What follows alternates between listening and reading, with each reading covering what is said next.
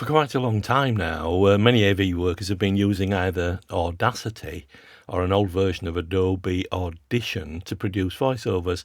Now, whilst these are capable of producing acceptable results, I wondered if there was anything available that's currently being updated on a regular basis and perhaps a bit more versatile.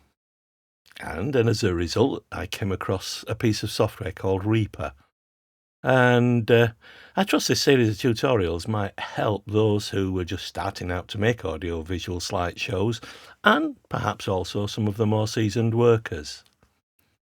Reaper is quite a sophisticated program, and it's capable of handling voice, music, and video. And therefore it lends itself as a potential one-stop shop, as it were, for the AV community. Now, these tutorials will be broken down into various sections, some longer than others, as I take you through the initial download and installation and onto the usage, setting it up simply for creating voiceovers. So let's make a start.